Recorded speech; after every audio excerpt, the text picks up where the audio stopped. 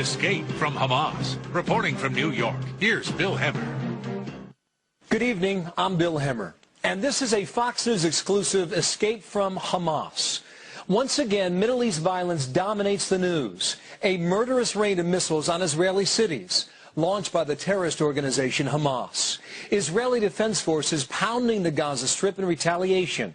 Streets full of fanatical demonstrators, many of them young men committed to killing in the name of God.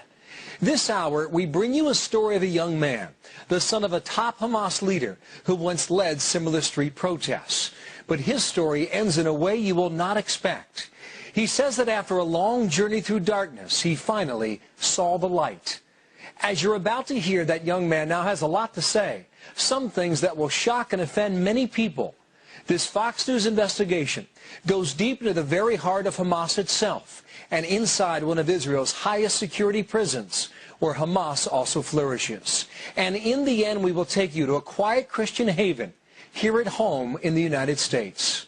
But this story begins in the crucible of contending religions in the old city of Jerusalem. Here's Fox News' Jonathan Hunt.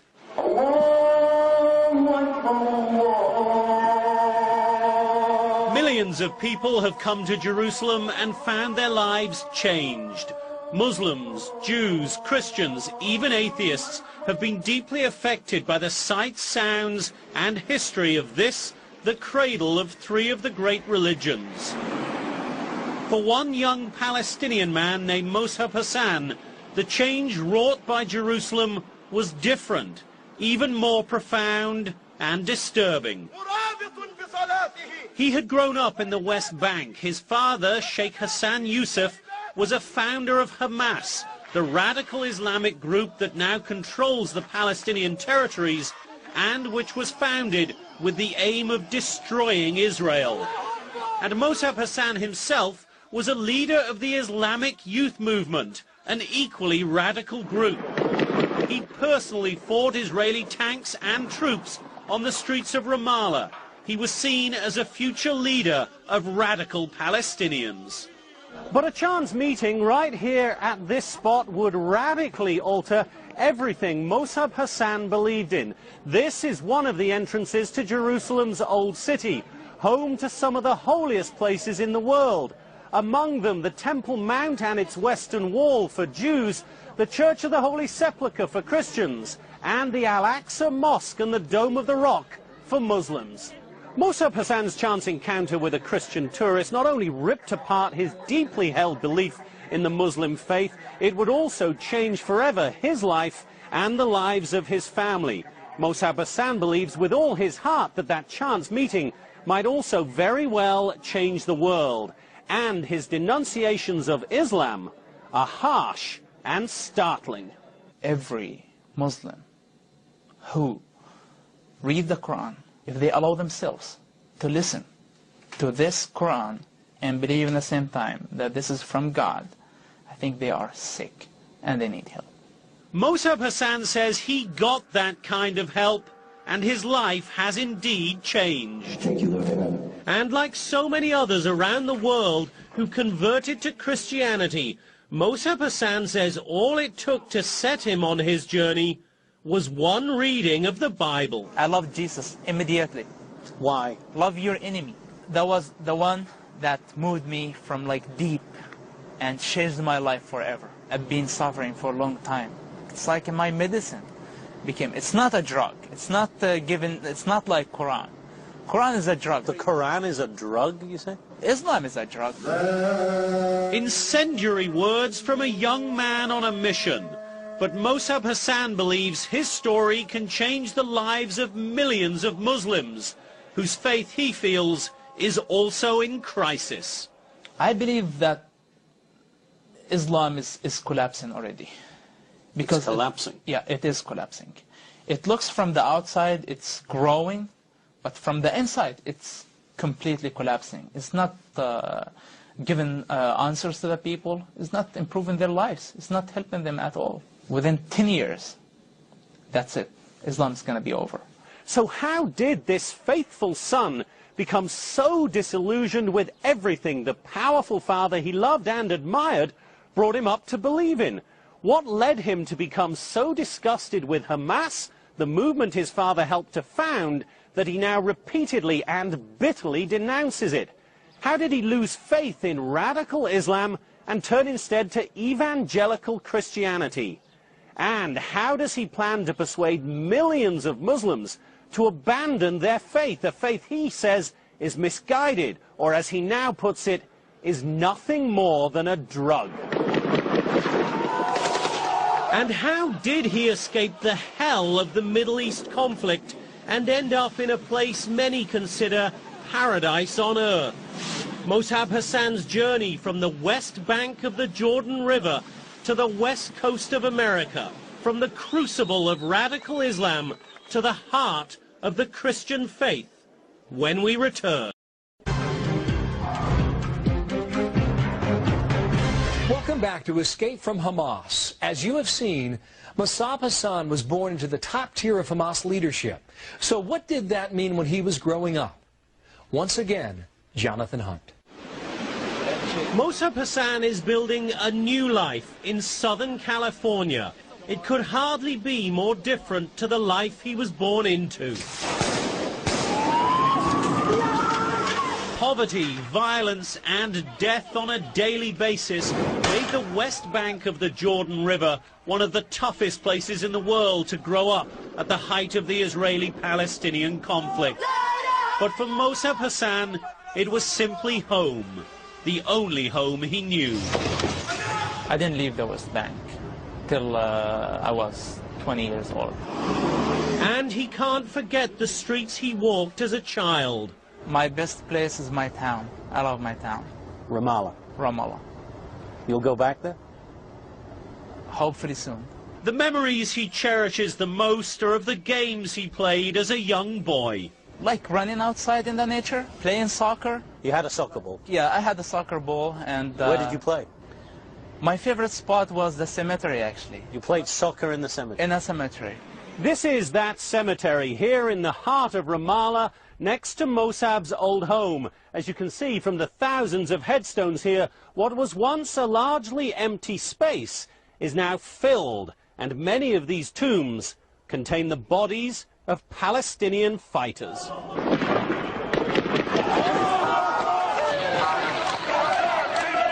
It was December 1987. The first intifada or uprising began. Palestinians took to the streets, fighting running battles with Israeli tanks and troops. Mossab Hassan was 10 years old. The first intifada breaks out and everything changes. Definitely. Everything's changed, but still, like, you believe this is your destiny. This is your life and you have to deal with it. But do all the kids go from playing soccer in the cemetery to throwing stones at Israeli tanks? We did both. That became a part of life for you, confrontation with Israeli soldiers. Of course. That was like part of my life. And the Ramallah cemetery, site of so many impromptu soccer games, was now the scene of chaotic and impassioned burials. My house was next to this cemetery, and every day of the first intifada, for 4 years, I was living there. I used to see dead bodies coming every day. You were 10 years old and seeing dead bodies? I was 10 years old, yeah. But even before the Intifada, Mossab Hassan's view of Israel and of Islam had been shaped by his father, Sheikh Hassan Youssef, a founding figure of Hamas, the radical movement which was founded with two overriding goals: to destroy Israel and to build a hardline Islamic state in its place. What's your first memory of your father actually educating you in his beliefs? My father had no time to sit down and teach me, but he used to take me with him everywhere he goes, to villages, refugee camps, cities, everywhere, preaching almost every day, several times. So I was hearing him like preaching every time. Did you hear him talking about Israel as an enemy at a young age? About Israelis as occupation force, as enemies of Palestinians, enemies of Muslims, of course. So you grew up in a spiritually and politically very active family. Oh yeah, definitely, no doubt. Mossab, like most 10-year-olds, worshipped his father. He's the best. He's doing everything for his own people. But as the Intifada intensified, the Israelis came for Sheikh Hassan Youssef. The Israeli soldiers knocked our door, and they came into the house, saw my father, asked for his name, and he said his name. That's it. They told us we're going to return him after 5 minutes. When did they return him? A year and a half later. Mossab Hassan claims that his father was never directly involved in any acts of terror. I know for sure that he doesn't have direct participating in this process, but he has indirect by praising suicide bombers. Through a series of interviews, I pressed Mossab Hassan on that claim. How can you convince someone that your father, again, as a leader of Hamas for many years, never signed off on a single suicide bombing, never had knowledge that a particular bomber was heading to Jerusalem or Tel Aviv at any particular time? I'm not saying that he's not responsible, by the way. I think everybody sits there and prays a suicide bomber is partner in this process. Because I know him on the personal level. He's not willing to carry explosive belt and go kill other people. I know this about him as a person. But is he able to send others to kill? He never sent somebody, not because he didn't want this to happen. Because the Hamas movement works in a very intelligent way. Political wing, military wing, security wing. So my father, for his position as a well-known leader and other Hamas leaders, they don't interfere with the military wing. Could that really be true? I didn't want to take just Mossab Hassan's word for it, but I couldn't ask his father directly because Sheikh Hassan Youssef is still in an Israeli prison and the authorities would not allow us to talk to him. Mossab's other family members refused our interview requests, so I turned to Avi Issacharoff, an Israeli journalist and author who specializes in covering Hamas and has known Sheikh Hassan Youssef for more than a decade. So when his son, Mossab, says, my father had no direct involvement in the planning or carrying out of any suicide attacks, you believe that? Yes, I do believe him. The Israeli army, the Israeli intelligence, in each and every chance that they had to accuse someone of being involved in any kind of a murder, they would have gone and done it against Hamas officials, of course. They didn't do it this time. The only accusation that they have against him is being a member or being a leader of Hamas. What, though, about Hamas's sort of collective responsibility? At the end, he was in one line with all the other Hamas's leaders, maybe because he didn't have any other option, but this is what he did. So I think that he has some responsibility for that, or maybe you can say moral responsibility. But in that phrase that is often used here, you would say that he does not have blood on his hands, or he does have blood on his hands? I would say that he doesn't have any blood on his hands. But for Israel, Mossab Hassan's father was a marked man because he advocated and celebrated terrorism. Over the next decade, Sheikh Hassan Youssef would be arrested at least 16 times, spending more time in Israeli jails than he did here at home in Ramallah. Mossab, meanwhile, was following in his father's footsteps, joining the Islamic youth movement and quickly rising to become a leader of that militant organization. And when Hamas began one of the most deadly wave of bombings Israel has ever seen, Israeli authorities thought Mossab Hassan might have blood on his hands. That's next. A son's admiration for his father is a powerful bond, a reason so many young men choose to follow in their father's footsteps. But Mossab Hassan would have that admiration sorely tested. The moment came in prison where Hassan says he started to see his father's organization, Hamas, in a much different light and envisioned for himself a much different path. Jonathan Hunt's investigation continues. I loved Hamas because I loved my father. Your father is everything for you as a child. He's not only a leader or like he's your world. And you think that he's the best, he's the strongest, he's your king, he's your God, basically. So I loved him and I loved the ideas that, and his beliefs. That reverence for his father, Sheikh Hassan Youssef, one of the founders of Hamas, led Mossab Hassan toward the West Bank's more radical groups. For my father's position, I became the president of the Islamic student movement. You weren't just anybody in the Islamic youth movement in the West Bank. You were yourself a leader of the Islamic youth movement. Yeah, of course. Of course. And the heir apparent to your father. Yeah. We recruit many people, just talking to them about God. Then they are ready to be recruited for Hamas movement. Was the student Islamic movement in the West Bank a radical Islamic movement? It leads to Hamas. It's one of Hamas' wings. So it is radical? It is, of course. It condones terror? They praise terrorists. When pressed in a later interview, Mossab Hassan denied actually engaging in terrorist acts. You never had knowledge of any bombings being planned, even though you were president of the Islamic youth movement and your father was a founder of Hamas? Yeah, this is not because I didn't want. This is not because I didn't want. The Hamas military wing, they didn't want me to get involved in this type of resistance because of security reasons. So you supported it? You supported suicide attacks? Definitely, definitely. I told you, I used to celebrate. When there is an attack in Israel, I used to celebrate. And in praising suicide bombers, as president of the Islamic youth movement, do you believe you inspired other young men to become suicide bombers? Maybe. In indirect way. I don't know. Maybe. Do you believe that in any way at all you personally have blood on your hands?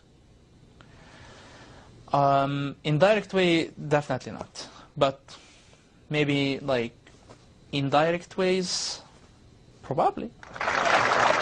On September 13, 1993, Yasser Arafat stood alongside Israeli Prime Minister Yitzhak Rabin and President Clinton to sign the Oslo Peace Accords.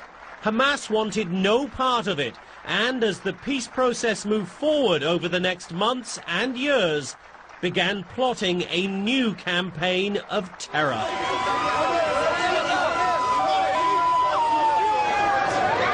In early 1996, after 3 years of relative calm, Israel was rocked by a series of deadly suicide bombings. February 25th, Jerusalem's central bus station, 27 dead. March 3rd, Jaffa Street, Jerusalem, another bus bomb, 18 dead. March 4th, Tel Aviv, 13 killed in yet another suicide attack. Hamas trumpeted its involvement in the attacks. Israel responded with sweeping raids aimed at Hamas and all its linked organizations, Mossab Hassan's Islamic youth movement among them. Mossab Hassan soon found himself face to face with Israeli soldiers.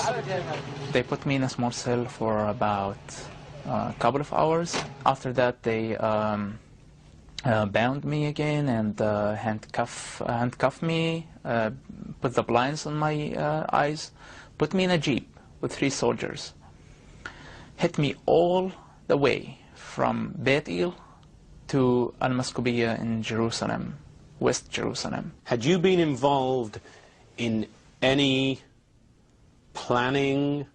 Did you have any knowledge of any attacks against Israelis in the months or years running up to that arrest? Oh, no, not at all, but they had suspicions.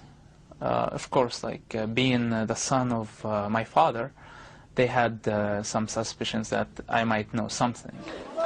This is Megiddo prison in northern Israel. It became Mossab Hassan's home for 18 months, beginning in the summer of 1996. Now, Islamic radicals typically only become more extreme, more hardened in their views after a stint in a place like this.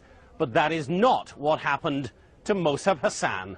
One would think you go into prison and become far, far more radical in the face of all of that, far more committed to not just Islam, but to the cause of Hamas.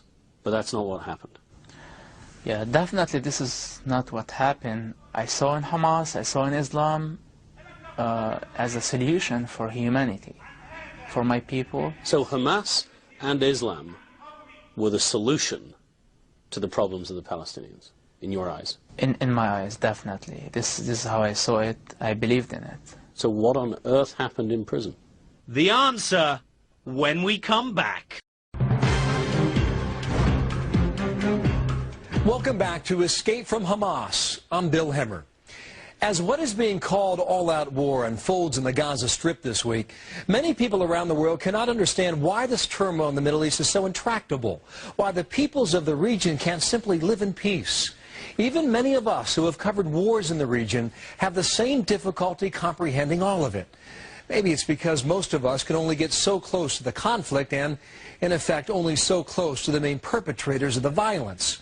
Mossab Hassan, the son of a leading Hamas founder, grew up in this all-too-violent world, and he believed that only Islam and Hamas would save the Palestinian people. But as Jonathan Hunt reports, a stint in prison brought on a crisis of faith. I spent about 3 months in Israeli cells, like by myself most of the time, like small cell. I saw the sun once, like during that time, about 90 days. Mossab Hassan went into his cell a radical Palestinian Muslim, head of the Islamic youth movement, proud son of a leader of Hamas. But here in prison, he says, he began to see a different face of the organizations he and his father served. In any Israeli jail, Hamas has a mini government inside that jail, and they're very, very organized. So they could organize, they could plan, they could plot. If they torture, you're not allowed to say anything. If they kill people, you're not allowed to say anything. If they teach you something wrong... They torture and they kill people in the jail? They tortured and they killed people. Their own people? Their own people. Why would Hamas torture and kill its own members? Because Mossab Hassan says Hamas leaders feared that anyone and everyone could be collaborating with Israel. Hamas started to get suspicious about everybody, about themselves, about their wives, about their children, about everybody. So everybody was guilty until proven innocent? Exactly. Their method was to gather, they call them red points, on XY person. For example, like if someone spends 5 minutes later than he's supposed to spend in a shower, they think that he's communicating with the Israelis. They're just like collecting points. And at some point, this person would get enough points against him. And then the people he once saw as heroes would begin to torture. It was primitive and brutal. They like put needles under their fingernails. They put needles under the fingernails? Needles under their fingernails. They didn't allow them to sleep for weeks continuously. They just like keep waking them up, put them in a very difficult positions, burning their bodies by like burning like piece of plastic on their bodies. He is not right. Sheikh Hamid Batawi is a leading Hamas official and Islamic court judge. He too spent time in Megiddo prison, and his response to allegations of Hamas torturing and murdering their own is unequivocal. إطلاقاً غير صحيح. إطلاقاً. Definitely not true. Definitely. If a prisoner makes a mistake, we use him as an example. Make him clean more. That's the regular punishment. So the worst thing that Hamas makes other Hamas members do in the jail is clean more. قطع. Definitely yes. So Mossab Hassan, when he says Hamas members were tortured inside Megiddo prison, is lying? مع احترامنا له قطعاً كان. With all respect to him, Of course he is a liar, 100%. Mossab Hassan insists torture happened, but says he never had to worry about it for two reasons. First, his father's leadership position in Hamas, and second, because his uncle, another leading Hamas figure named Ibrahim Abu Salem, was in the same jail at the same time. He was one of the top leaders of Hamas leadership in the jail during that time. Abu Salem looked after his nephew, making sure Mossab Hassan was treated well. But as a high-ranking Hamas official, Abu Salem was, according to Mossab Hassan, incredibly cruel to others. So your uncle, Ibrahim Abu Salem, was approving torture? Yes. That must have been staggering to you, to realize that. I basically start to lose faith because of this person, like at that time. Because of your own uncle? Because of my own uncle and the other Hamas leaders. And Mossab Hassan says he saw that the organization of Hamas inside the prisons mirrored its organization outside. Acts of violence do not occur without approval of senior political leadership, whether it be Mossab's father, his uncle, or Palestinian Prime Minister Ismail Haniyeh. Doesn't happen without their knowledge, for sure. Haniyeh, my father, everybody in Hamas leadership responsible for any decision that Hamas makes. So the political wing, including your father, including Prime Minister Haniyeh, may not be the people strapping on a suicide belt, but they are as responsible for that suicide attack. They are responsible. And that's what makes Hamas so dangerous, says Mossab Hassan. Whether in the West Bank, Gaza, or here in Megiddo prison, it is committed to a radical ideology that puts little value on human life. This type of movements, it's not about one person. It's not about one crazy person who's making all those decisions. Will Hamas ever change? Will it ever be an organization that truly seeks peace with Israel? No way. There is no chance. Why not? Because of Islam, because of their ideology. Mossab Hassan now describes that ideology in startling terms. That's next.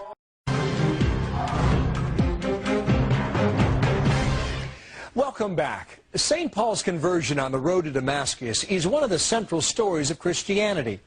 As Jonathan Hunt discovered, Mossab Hassan found Christianity on a narrow cobblestone Jerusalem street.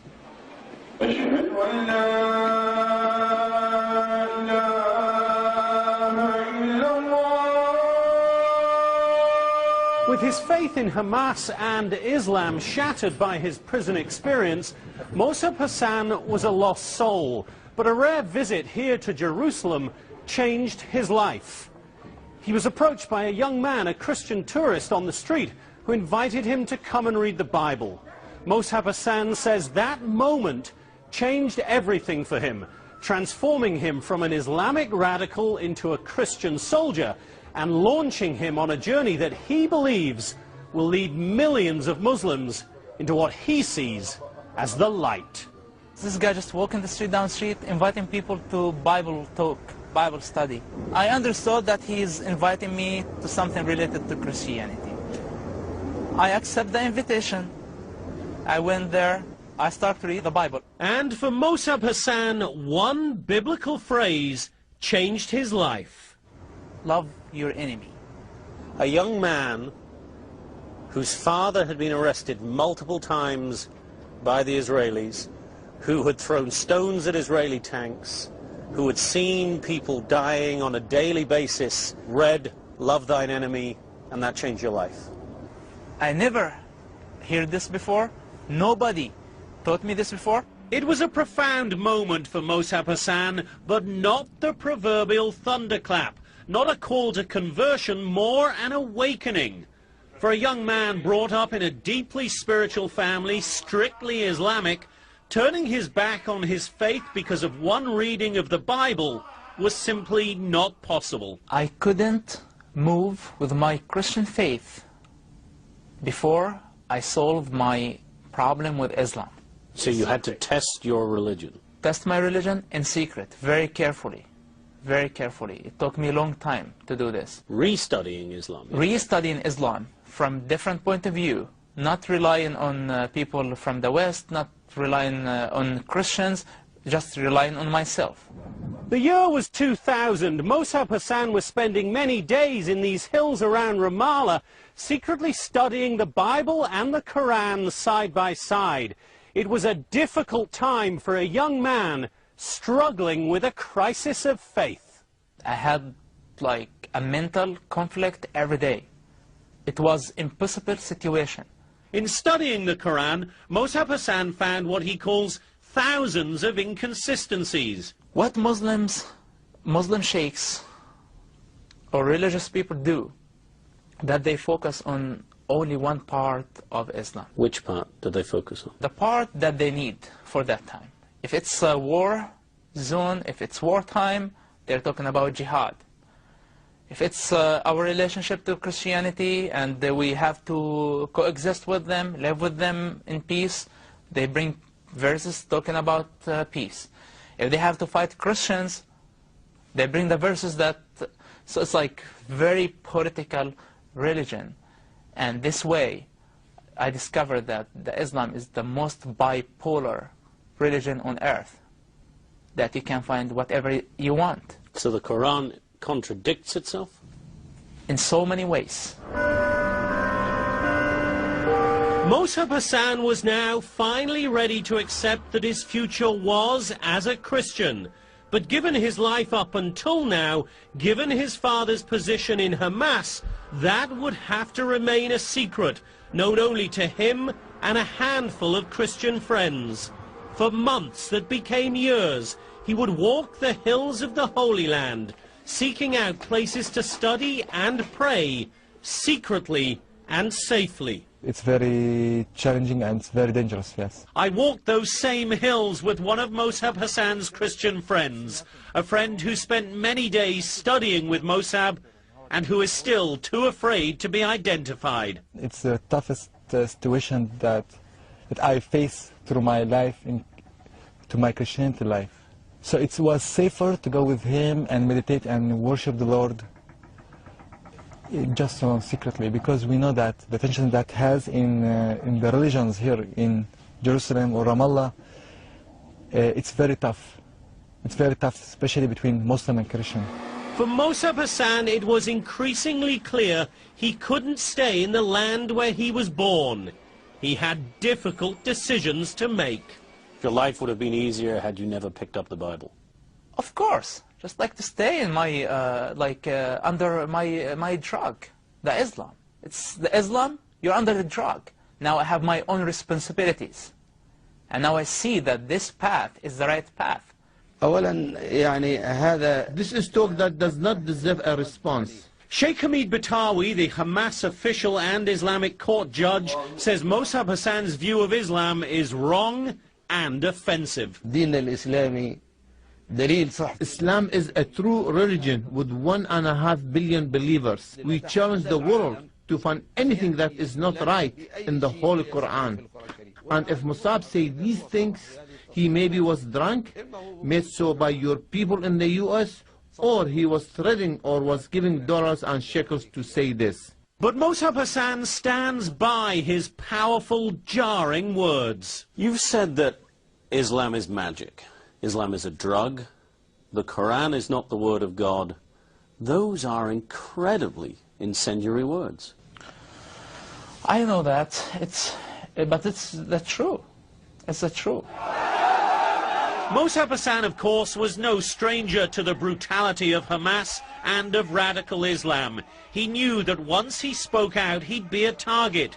He knew, too, that he had to get out of the West Bank, out of the Middle East. His journey to the US when we come back, plus the death sentence that has followed him here. Welcome back to the conclusion of our story, Escape from Hamas. As you have seen, Mossab Hassan came to embrace a new faith on the mountain trails near his home in the West Bank. But like many early Christians, he knew that his life was at stake if his conversion was discovered. So he fled to the new promised land. Once again, Jonathan Hunt.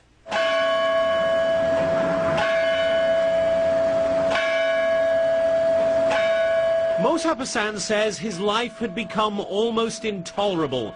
He was becoming increasingly committed to the Christian faith, just as the West Bank and Gaza were becoming more radically Islamic, with Hamas winning political power and exerting moral authority. And how would those radicals react to one of their own turning his back on his faith, especially when that one was the son of Sheikh Hassan Youssef, a founder not just of Hamas, but of the Muslim Brotherhood in the West Bank, a man respected and admired across the Palestinian territories. Mossab Hassan, having seen up close the way Hamas dealt with those it considered traitors here in Gaza, in the West Bank and in Israeli prisons, was not about to wait to find out. For the sake of his life, he knew he had to get out of the Middle East altogether, leaving behind his family and everything he knew and loved. How did you feel when you landed on American soil? Fear and happiness at the same time. Mossab Hassan traveled to San Diego to join Christian friends he had first met in Jerusalem.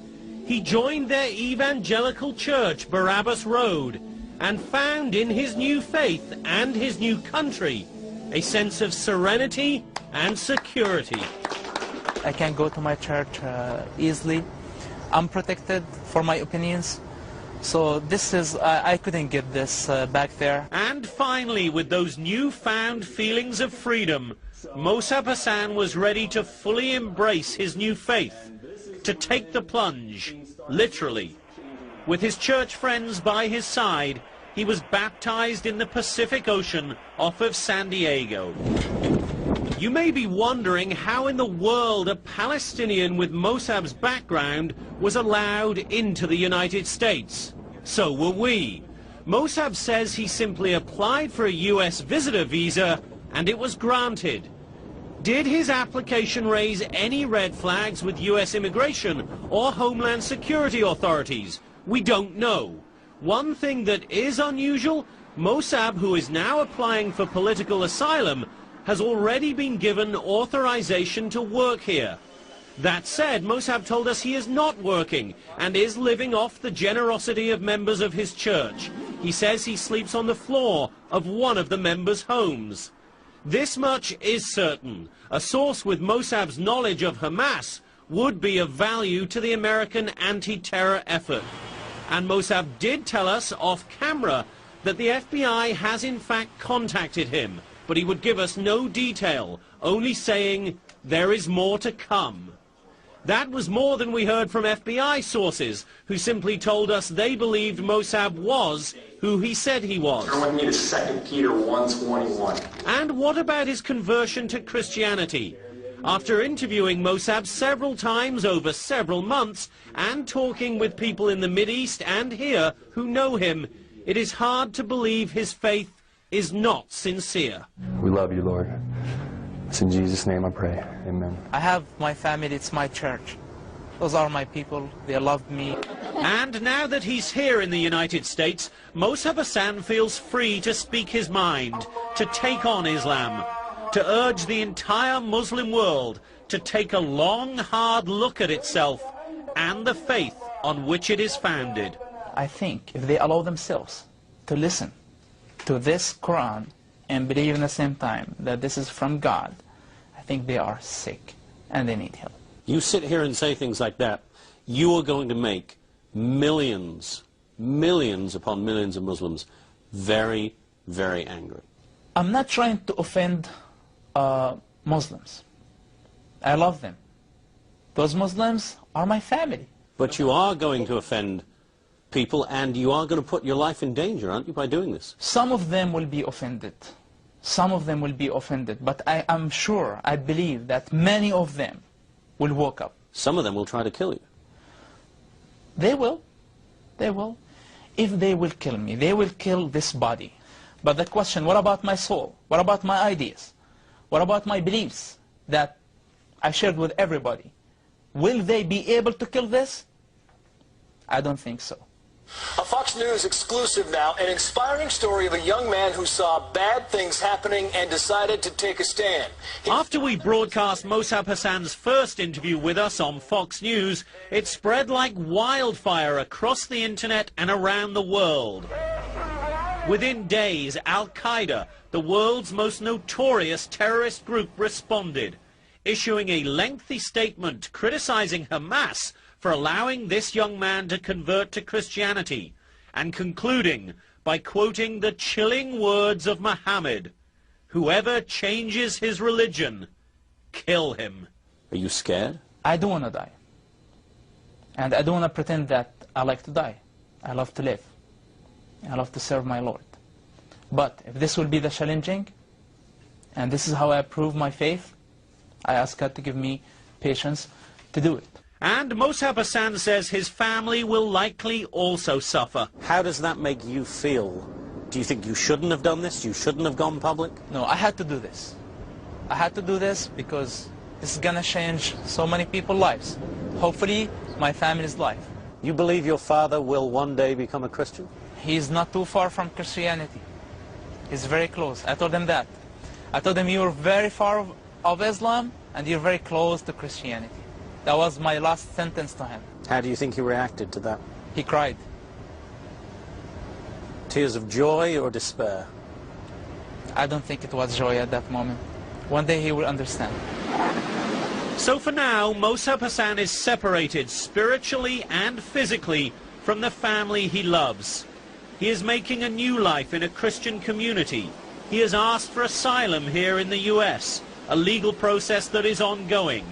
And he is settling in a part of the United States many consider paradise itself. So does he feel at home? You're effectively homeless. You're depending on the charity of others. Your family back home is in tears. How do you cope with all of that? It's a low price for Jesus. It's even nothing.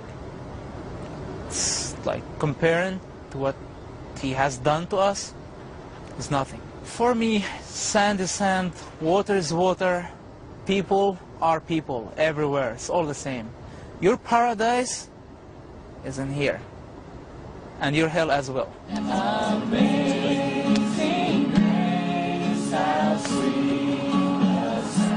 Mossab Hassan grew up a man of faith and remains a man of faith, but that faith has changed, and now he is devoting his life to bringing Muslims, my people as he describes them, along with him on this journey. He wants to reach out through a book, through lectures, through any means he can. It is his duty, he believes, to change the world. It is a mission, he says, from God. That's our program. I'm Bill Hemmer. And for more information, log on to foxnews.com, and while you're online, send me an email. I'd like to know what you think. The address, fncspecials@foxnews.com. And for all of us here at Fox, thanks for watching.